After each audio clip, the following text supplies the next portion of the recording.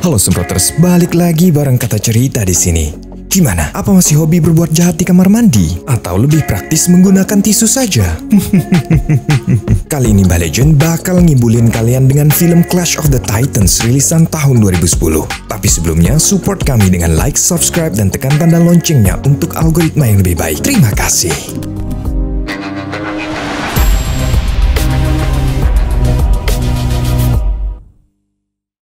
Ada suatu masa lampau, di tengah birunya Samudra Atlantik, seorang nelayan bernama Spyros menemukan sebuah peti. Peti itu berisi mayat wanita dan seorang bayi yang masih bernafas. Saat itu, Spyros yang sudah tua dan belum memiliki anak menganggap bayi itu adalah pemberian para dewa untuknya. Bayi itu ia beri nama Perseus.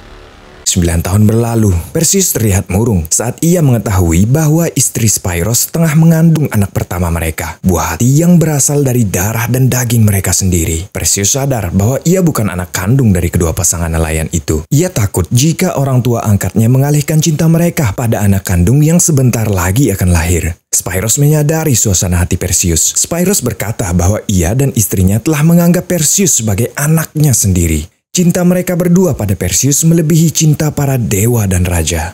12 tahun kemudian, Perseus telah beranjak dewasa. Ia membantu orang tuanya menjaring ikan di lautan. Namun setelah terangkat, jala mereka nihil tak berisi satu pun ikan.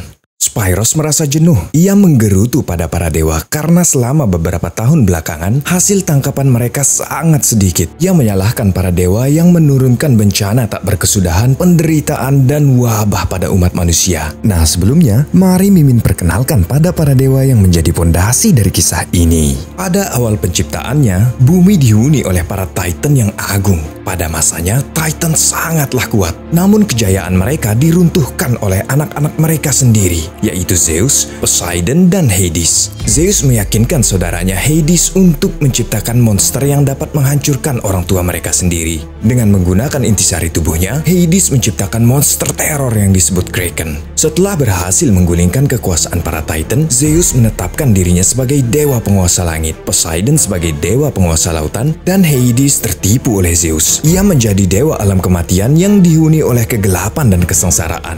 Kemudian Zeus menciptakan manusia. Doa-doa dari manusialah yang menjadi sumber keabadian para dewa. Namun seiring berjalannya waktu, umat manusia perlahan berhenti berdoa dan mulai menentang kedikdayaan para dewa. Di malam yang bergemuruh, Spyros melihat Perseus yang masih terjaga. Spyros menghampiri Perseus. Ia berkata pada anak angkatnya, suatu saat nanti harus ada seseorang yang bangkit membela umat manusia. Seseorang yang bernyali melawan para dewa yang semena-mena.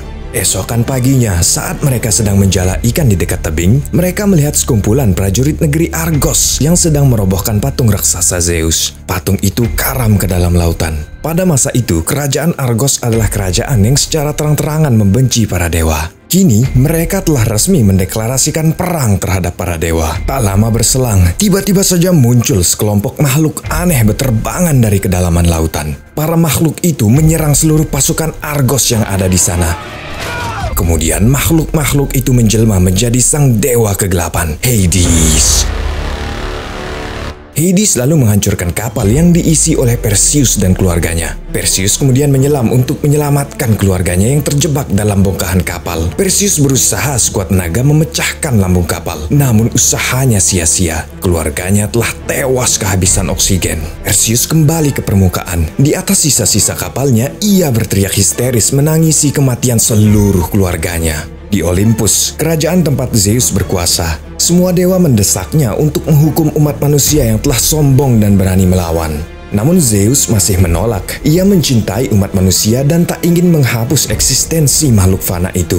Tiba-tiba saja Hades muncul di antara mereka. Hades paham dengan kemurahan hati Zeus. Dengan perlahan Hades memprovokasi Zeus agar setidaknya memberi hukuman kepada umat manusia yang berani melakukan pembangkangan. Sambil membungkuk, Hades meminta izin Zeus untuk menebar teror di antara umat manusia agar mereka kembali tunduk dan memohon ampunan pada para dewa. Atas desakan para dewa lainnya, Zeus pun menyetujui permintaan adiknya. Kembali ke dunia fana, Perseus diselamatkan oleh pasukan Argos yang menyelidiki serangan Hades. Ia merupakan satu-satunya korban yang berhasil selamat. Perseus pun digiring ke istana untuk diinterogasi. Di dalam istana, raja dan para bangsawan tengah berpesta pora merayakan hancurnya patung Zeus.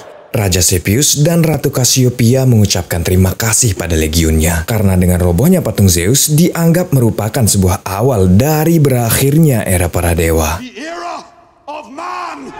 Sang putri raja, Putri Andromeda terlihat muak. Ia melancarkan protes terhadap ayahnya karena dinilai telah melewati batas. Sang putri mengingatkan jika para dewa bisa saja membalas tindakan mereka dengan konsekuensi yang sangat mengerikan. Namun dengan sombongnya sang ratu berkata, haruskah mereka mengotori diri atas rasa takut terhadap para dewa? Lagi pula para dewa bergantung pada doa umat manusia.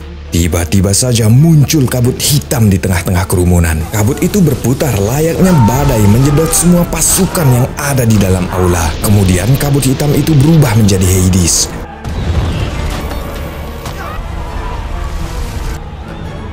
Perseus meraih pedang. Ia ingin menumpahkan seluruh dendamnya pada Hades. Namun seorang wanita misterius menahannya. Wanita itu berkata bahwa ini belum saatnya. Seolah wanita itu memiliki daya hipnotis pada setiap kata yang ia ucapkan. Hades lalu mendekati sang ratu. Dan dalam satu tiupan nafas dari Hades, sang ratu mendadak menyusut menua. Hades kemudian mengumumkan pada semua orang bahwa dalam waktu 10 hari ia akan melepaskan Kraken untuk menghapus seluruh Argos dari muka bumi, seperti yang terjadi pada kerajaan Atlantis. Terkecuali mereka memilih untuk mengorbankan Putri Andromeda sebagai tumbal, maka ia dan para dewa akan mengampuni seluruh Argos. Sembari mendekati Perseus, Hades berkata bahwa semua ini adalah kehendak Zeus, ayah dari Perseus sendiri. Tak butuh waktu lama, setelah kepergian Hades, Perseus langsung diinterogasi. Namun Perseus tak tahu apa-apa, ia pun tak tahu dari mana asal-usulnya. Saat Draco sudah mulai muak dan akan membakar Perseus, sang raja datang menghentikan kegilaan itu. Sang raja mengatakan, jika Perseus memang manusia setengah dewa, pasti ada sesuatu yang bisa ia lakukan untuk menyelamatkan Argos. Namun jawaban Perseus tetap sama. Ia hanya pemuda nelayan biasa yang mana seluruh keluarganya tewas akibat perbuatan Hades. Malam harinya di dalam ceruk penjara, wanita misterius tadi mendatangi Perseus. Wanita itu bernama Io. Ia mengaku bahwa sepanjang hidupnya ia telah mengawasi Perseus. Ialah yang membisikkan keluarga nelayan agar menemukan Perseus. Io adalah makhluk semacam bidadari. Ia ada di antara para dewa dan manusia. Perseus kemudian bertanya terkait jati dirinya. Io kemudian bercerita bahwa pada masa lampau seorang raja bernama Acrisius melakukan pembangkangan pada para dewa. Acrisius memimpin penyerangan pada kerajaan Olympus, kerajaan para dewa-dewa. Di saat para dewa ingin menghancurkan Acrisius dan sebagian besar umat manusia, sebagai dewa tertinggi, Zeus menolak rencana itu. Zeus terlalu mencintai umat manusia. Sebagai gantinya, Zeus memilih untuk menghukum Acrisius. Zeus mengubah bentuknya menyerupai Acrisius, kemudian melakukan cocok tanam dengan istri sang raja. Mengetahui kejadian itu, Acrisius murka. Ia memilih untuk mengeksekusi istrinya dan anak yang ada di dalam rahimnya. Saat Acrisius akan melempar jasad istrinya ke lautan lepas, tiba-tiba saja kilatan petir menyambar. Zeus mengutuk Acrisius menjadi monster buruk rupa. Ibu Perseus meninggal karena ia adalah manusia biasa. Sedangkan Perseus selamat karena ia adalah manusia setengah dewa. Perseus berkata bahwa ia tak peduli apa dirinya dan dari mana ia berasal. Saat ini ia hanya ingin membalas dendamnya pada Hades. Io berkata jika Perseus membunuh Kraken, maka Hades akan melemah. Saat itulah ia memiliki kesempatan untuk melumpuhkan Hades. Perseus kemudian setuju untuk membantu kerajaan Argos mengalahkan Kraken. Draco mempertanyakan niat Perseus untuk membunuh Kraken. Kraken adalah monster kolosal yang bahkan para dewa takut padanya. Perseus menjawab bahwa ia tak peduli apapun yang menghadang di hadapannya. Ia akan tetap membalaskan dendam untuk keluarganya yang telah tewas. Perseus dan para utusan kerajaan bersiap menuju pegunungan tempat tinggal para penyihir tak bermata untuk mencari petunjuk cara membunuh Kraken. Di luar, ribuan rakyat menghadang perjalanan mereka karena para rakyat takut jika dewa akan semakin murka. Namun Draco dan para pasukannya terus bergerak. Di tengah huru-hara itu muncul dua orang pemburu yang ingin ikut dengan rombongan mereka. Para pemburu itu berkata jika mereka juga sudah muak dengan para dewa dan mereka akan berguna untuk menemukan lokasi para penyihir tak bermata. Draco berkata jika mereka sudah siap untuk mati, maka mereka dipersilahkan untuk ikut.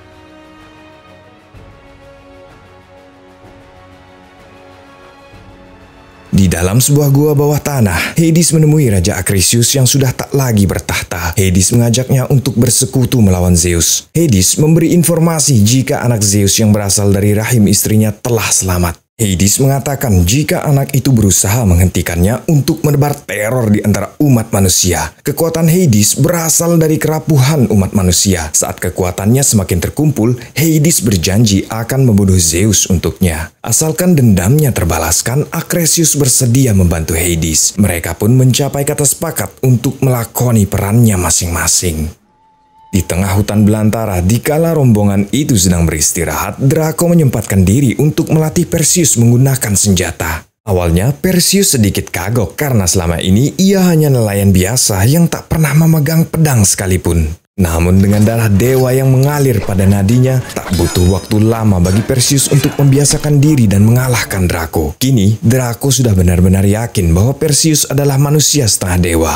Esokan paginya, ketika Perseus terbangun terlebih dahulu, di antara sesemak ia menemukan sebuah benda aneh. Ternyata itu adalah sebuah pedang dengan daya magis. Draco yang diam-diam menyaksikan hal itu muncul dan berkata bahwa itu adalah pedang para dewa. Draco menyimpulkan bahwa itu adalah pemberian ayahnya untuk Perseus. Mendengar hal itu, Perseus melemparkan pedangnya. Ia tak sudi menerima bantuan dari para dewa. Karena para dewa lah yang telah membuat keluarganya terbunuh. Ia ingin berjuang sebagai manusia biasa. Tak jauh dari situ, Perseus menemukan sekelompok Pegasus putih yang tengah mengais makanan. Kemudian dari cakrawala muncul Pegasus berwarna hitam. Pegasus itu bertingkah jinak seolah mengenal Perseus sebagai tuannya. Io kemudian muncul dan mengatakan ini adalah pertanda jika para dewa memperhatikan mereka. Di Olympus terlihat Zeus memegang sebuah patung kecil. Itu adalah patung Perseus anaknya. Di dekat perkemahan, dua orang yang sedang berjaga diserang. Dia adalah Acrisius. Perseus yang sudah tiba di sana langsung ditendang. Dengan kekuatan luar biasa, Acrisius menggigit lengannya. Draco dan rombongan yang tiba belakangan langsung mengepung Acrisius. Salah seorang prajurit berhasil memotong tangannya. Menyadari dirinya telah terdesak, Acrisius kemudian kabur. Namun Perseus tak membiarkannya begitu saja. Ia dan kelompoknya terus mengejar Acrisius hingga tibalah mereka di sebuah reruntuhan kuil kuno. Dalam pencarian itu, tiba-tiba saja mereka dihadang oleh dua kalajengking raksasa.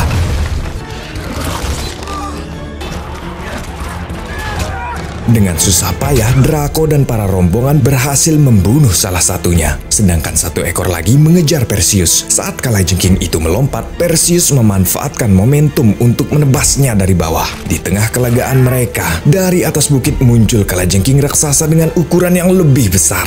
Namun hal aneh terjadi. Para kalajengking terlihat ketakutan. Dari kejauhan muncul sosok jin yang memantrai para kalajengking. Mereka adalah makhluk legenda penguasa dataran tandus. Saat Perseus ingin mengucapkan terima kasih, tiba-tiba saja tangannya bergetar. Luka bekas gigitan Acrisius terlihat menghitam. Ternyata gigitan Acrisius dibarengi dengan racun mematikan. Perseus pun tumbang. Draco kemudian memaksa Perseus agar berdoa memohon kesembuhan pada ayah dewanya. Namun tekad Perseus sangatlah kuat. Ia tetap menolak dan menerima rasa sakit itu sebagai manusia. Kembali di kerajaan Argos, seorang pendeta sesat memprovokasi masyarakat agar mengorbankan Putri Andromeda demi keselamatan mereka. Sang putri yang sedang membagi-bagikan makanan pada fakir miskin teralihkan oleh kerumunan itu. Malam harinya, saat semua orang sedang teralihkan, jin memasuki tenda Perseus. Ia kemudian mengoleskan kobaran api biru pada Perseus. Perseus berteriak kesakitan. Akibat keributan itu, Draco dan anak buahnya langsung menyerang jin. Di tengah pertarungan, jin mengatakan jika ia telah menunggu kedatangan Perseus sejak ratusan tahun lalu. Ramalan berkata bahwa anak dari Zeus akan membebaskan kaumnya dari kutukan para dewa. Tak lama kemudian Perseus keluar dari tenda dan memperlihatkan lukanya yang mulai pulih. Dengan kemampuannya, jin telah mengobati Perseus. Jin kemudian berkata bahwa sebaiknya mereka bekerja sama untuk mengakhiri tirani para dewa. Pagi harinya, dari kejauhan terlihat hal menakjubkan. Para kaum jin memanfaatkan monster kalajengking sebagai kendaraan mereka. Jin kemudian mempersilahkan Perseus dan rombongannya untuk naik. Mereka pun melewati dataran berbatu dan gurun gersang menuju tempat para penyihir berada. Singkat cerita, sampailah mereka di pegunungan Stygia. Monster kalajengking hanya mampu membawa mereka sampai sejauh itu. Menurut sejarah, di tempat inilah Kraken membantai para Titan. Mereka pun mendaki pegunungan curam hingga sampailah mereka di kediaman para penyihir tak bermata. Para penyihir menggunakan sebuah mata magis untuk dapat melihat sekitarnya. Para penyihir langsung tahu asal-usul Perseus yang merupakan putra Zeus. Tanpa basa-basi, Perseus bertanya bagaimana cara mereka agar bisa mengalahkan Kraken. Para penyihir berkata, jika mereka membutuhkan tumbal untuk mendapatkan jawaban. Sontak para penyihir menyerang para anggota rombongan. Di tengah huru-hara itu, Perseus berhasil merebut mata milik para penyihir. Perseus mengancam jika mereka tidak memberitahu kelemahan Kraken, maka ia akan membuang mata mereka. Para penyihir mengatakan bahwa satu-satunya cara membunuh Kraken adalah dengan menggunakan kepala Medusa yang bisa mengubah makhluk apapun yang berdaging menjadi batu. Saat ini Medusa terpenjara di hulu sungai Styx, di seberang dunia kematian. Kemudian Perseus melemparkan mata para penyihir. Sebelum Perseus pergi, para penyihir mengatakan bahwa mereka semua akan mati. Hades tak mungkin terkalahkan. Akibat ramalan penyihir itu, seluruh anak buah jin meninggalkan mereka. Yang tersisa hanya jin seorang. Di bawah ceruk bebatuan, Zeus menemui anaknya. Ia meminta Perseus menghentikan perjalanannya, karena misi ini hanya akan berakhir sia-sia. Zeus mengatakan sudah waktunya Perseus ikut dengannya ke Olympus dan menjalani hidup sebagai seorang dewa. Namun tanpa berpikir dua kali, Perseus menolak tawaran ayahnya. Ia mengatakan bahwa lebih baik dirinya mati sebagai manusia daripada hidup sebagai dewa dan menyaksikan manusia hidup dalam kesengsaraan. Bosan dengan sikap anaknya yang keras kepala, Zeus kemudian memberikannya sebuah koin. Secara misterius, Zeus menjelma sebagai seekor elang dan meninggalkan putranya. Setelah Perseus kembali, kedua orang pemburu berpamitan meninggalkannya karena mereka tak ingin mati dalam misi ini. Kedua pemburu itu membekali Perseus dengan sebuah perisai untuk membantunya menghadapi Medusa. Kini, tersisa hanya beberapa orang saja. Perseus mempersilahkan siapapun yang ingin mundur dari misi ini agar segera kembali pulang. Namun ternyata tekad mereka sudah bulat. Mereka akan mengawal Perseus menuju alam kematian. Io memandu mereka berjalan memasuki sebuah kawah. Itu adalah pintu masuk menuju alam kematian. Melihat Perseus memiliki koin emas, jin kemudian mengambil koin itu dan melemparkannya ke dalam kawah. Ternyata koin itu merupakan semacam tiket bagi yang hidup untuk menyeberang menuju alam kematian. Tak lama setelah itu muncul sebuah kapal mengerikan dengan lambung terbalik. Mereka pun menaikinya. Di atas kapal, Io berkata jika siapa saja makhluk berdaging yang menatap Medusa akan berubah menjadi batu. Bahkan itu berlaku bagi para dewa sekalipun.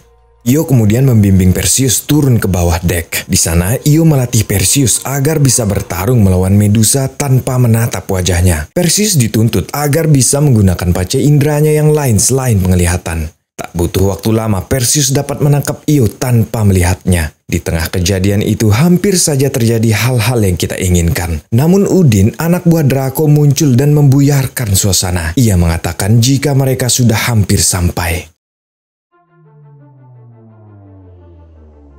Akhirnya sampailah mereka pada sebuah reruntuhan kuil di mana para dewa memenjarakan Medusa. Di dalam reruntuhan kuil yang penuh dengan lava itu mereka mengendap-endap. Tiba-tiba saja mereka diserang hingga jin terjatuh dan hampir terpanggang di dalam lahar panas. Beruntung Perseus berhasil menyelamatkannya.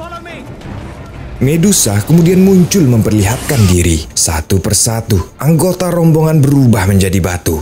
Perseus berusaha mengalihkan perhatiannya. Medusa pun melata mengejar Perseus. Namun dengan sigap jin muncul dan menyerang Medusa. Medusa langsung melilit jin dan menatap matanya. Namun tak terjadi apa-apa. Jin tak terpengaruh karena tubuhnya tidak terbentuk oleh daging. Jin kemudian berkorban dengan meledakkan dirinya sendiri. Draco menjatuhkan sebuah stalaktit yang menimpa ekor Medusa. Medusa langsung menatapnya dan Draco pun tewas berubah menjadi batu. Di tengah momentum sempit itu, Perseus melompat dan menebas leher Medusa.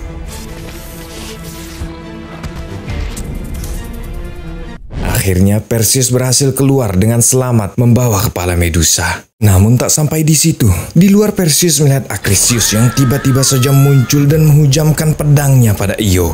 Perseus kemudian menyerang Acrisius. Terjadi pertarungan sengit.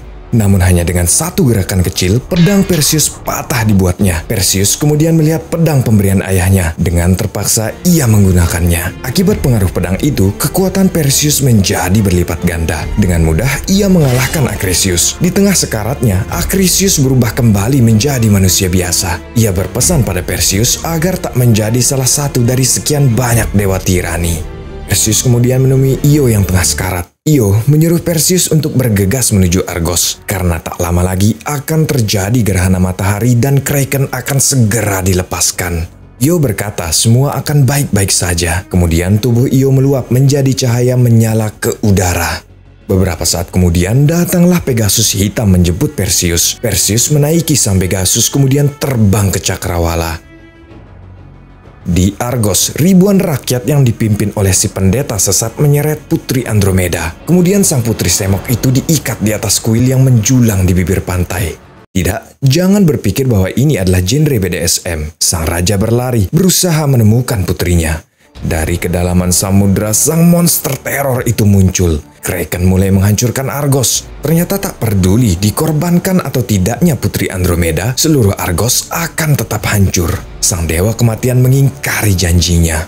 Panikan histeris itu secara tidak langsung mengumpulkan kekuatan Hades. Hades langsung menuju Olympus dan menyerang Zeus. Disitulah Zeus berkata, jika anaknya masih hidup, bahwa Perseus tengah berjuang demi umat manusia. Tak mampu menahan angkara murkanya, Hades segera menuju Argos. Di sana ia mencegah Perseus dengan berubah menjadi monster kelelawar untuk merebut kepala Medusa. Perseus tak menyerah. Bersama Pegasus hitam itu, ia terus mengajar monster kelelawar yang berhasil merebut kepala Medusa. Terlihat kedua pemburu membantu Perseus dengan menggunakan kalajengkingnya. Di lautan, Kraken mulai menampakkan diri dan terus menghancurkan negeri Argos. Perseus melompat dari atas Pegasus dan menjatuhkan monster kelelawar yang merebut kepala Medusa darinya. Perseus kemudian berlari dan mengarahkan kepala Medusa tepat ke hadapan pandangan sang monster teror.